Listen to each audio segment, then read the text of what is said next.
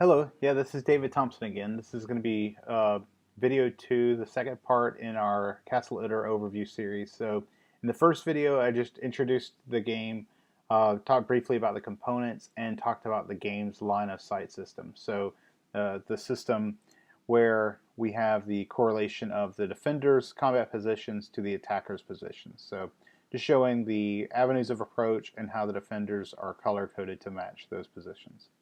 So, in this video, I'm going to concentrate on the defenders. I'm going to be talking about the different actions they can take and then some special attributes they have. So the first thing I should mention is that the defenders are divided into essentially 3 different groups based on how they enter the game. So first of all the French prisoners will start in the cellar here. They actually can't be used at the beginning of the game. The rest of the defenders have to be placed on the board first. Then we have 3 reinforcements. These were guys who actually joined in later in during the day, during the battle. And so we're going to set them off to the side because they won't come in until later. That leaves us with the rest of the defenders. So this is a mixture of US, Wehrmacht, and a single SS officer. So every counter has 2 stats here at the top. The first is the attack value, and the second is suppress value. So let's just talk about attacking first and then suppressing. So let's take, for example, let's take our bar gunner here. Let's say that he was in this position, this green combat position. So he could attack anybody that's in a green position. So let's say that we had a defender here and then defenders here. He has a 2 attack value. So if we wanted to use him to attack, we would just take 2 dice. We'd roll them, and we're trying to roll a number that's equal to or higher than the attacker's defense. If the defender has a 4, we would need to roll at least 1 4 or higher on one of the, at least a 4 or higher on one of the 2 dice, which we did, so we would remove him. So that's attacking, very simple, very straightforward. The other option is suppressing. So his suppress value is 3. So we have these suppression tokens.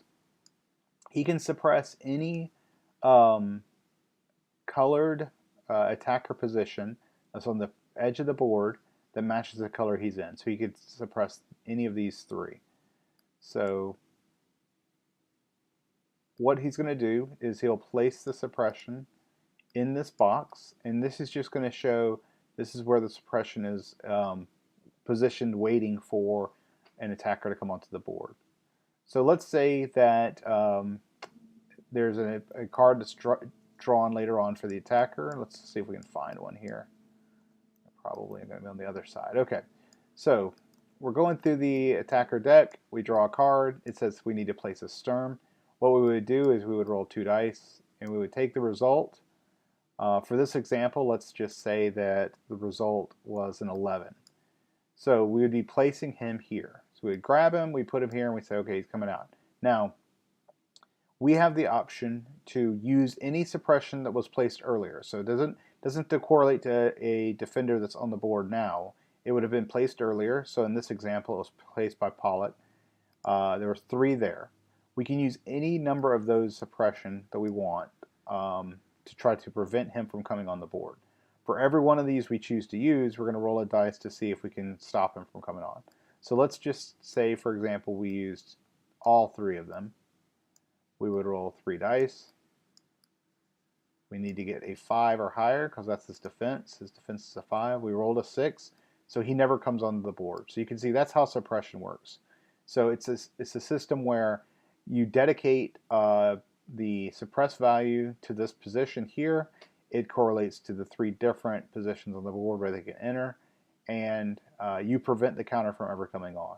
So suppression is really nice because it allows you the flexibility of targeting 3 different positions, and it's typically going to be a more efficient action because you're placing more suppression, so you can use more dice than what you can do with an attack. So that's suppressing. Now, one thing I didn't do is anytime a counter takes an action, you're going to flip him over to his exhausted side, and he has to recover from that before he can take another action. So when he's attacking, when he's suppressing, you're going to flip him over. Now, one exception to that is you can actually move first and then take an action, as long as you stay within the same location. So let's say Pollock was, let's say he was here, and he wanted to target this guy. He can move into this position, then attack and be exhausted. So he can move over, attack. He's going to roll, hits this guy, knocks him off the board. Okay, so that's moving within a location. These white outlined areas are different locations of the board. You can see the name here. So let's say we wanted to get Pollock from the Great Hall into the South Terrace. We would simply move him to the position we wanted to be in and exhaust him, because it takes an action to exhaust. All right, it takes an action to move him. All right, so I mentioned that when you use a guy, he becomes exhausted. So let's just say we have 3 different guys here who have been exhausted from prior turns, and we have one of our commanders. So we can see the base has a couple of letters there. One's a C, one's a T. So let's talk about the C. That stands for command. So he can take an action, a single action, to recover 3 different guys. And when I say recover, that can be 2 different things. They're exhausted, so they can't go until they recover themselves, or they have a disruption token. And we'll talk about that later on when we talk about the SS. But let's say we use base. He takes his action. We could remove this disruption token. We could flip him over, and we could flip him over. So one guy, one commander allows for 3 different recover actions. Otherwise, you're spending a single action to recover a single guy, and so it's a much less efficient use. So commanders with their command special action, it's very powerful. Then we'll talk about the last action. It's a unique action to one guy, one defender. So Jean Barotra was a world-famous tennis player who was one of the prisoners. And during the battle, he escapes. So he has the E designation for escape. So what you're going to try to do with him is, at the beginning of any turn where he is in a location that he can escape from, if there's no defenders in matching colored spaces, so he's in purple, there's no defenders in purple, he can take an action to escape. You move him off the board, and you're going to take this 142nd Infantry Regiment card. You would shuffle that into the deck, and that would shorten the game. So by him escaping, it definitely increases your chance of winning. So those are the special actions. Okay, now let's talk about the attributes. So one thing, when I brought up base earlier, you saw that he has a T. The T means he's a tanker. So there's quite a few tankers. You can see them here. They can use Basat and Jenny. So Basat and Jenny is the name of the Easy 8, the Sherman, that was part of the defense of the castle. So they positioned it in front of the gatehouse. It blocked the main avenue of approach into the castle. It was used heavily by the defenders early on in the battle, but then it was ultimately destroyed. So any defender that has a T designation can be in one of these positions. And what they do is they allow them to use better stats. They can increase their stats. So here you would have a 2 attack and 4 suppress. Here you would have a 2 attack and 3 suppress. Then you have these special positions here at the top, and this is simulating loading the main cannon for the Sherman. So if you take an action here, you would load the main gun, and then you could subsequently take this action to use its 3 attack and 6 suppress. So you 6 suppression is a ton of suppression. It's a great way to build up suppression early on. You're putting it here, and you're suppressing against these 4 positions, which are the most commonly rolled, which means that's where you're going to get most of your attackers coming from. The next thing let's talk about is the Inspire attribute. So each of these other 4 French prisoners has the Inspire attribute.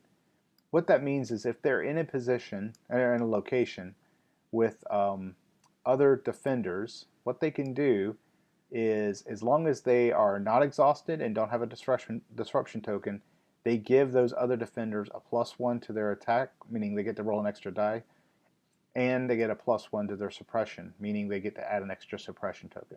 So you can see that getting these French VIP prisoners out here into the castle is a huge benefit.